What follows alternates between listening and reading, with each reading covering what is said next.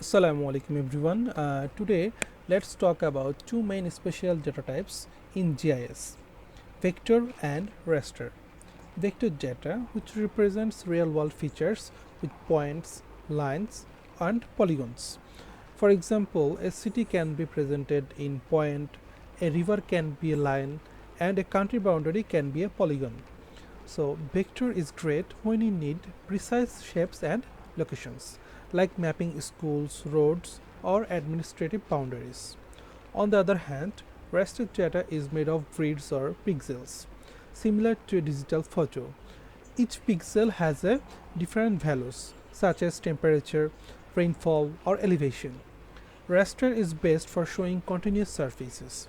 For example, a satellite image of Sundarbans or a heat map of land surface temperature is raster data. So the main difference is totally simple. Vector is about shapes and raster is about surfaces. And when you combine both, GIS becomes a powerful tool.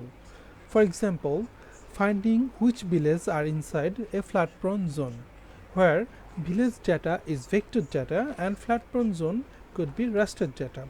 So remember, vector for features and raster for surfaces. Together, they help us analyze the world smarter.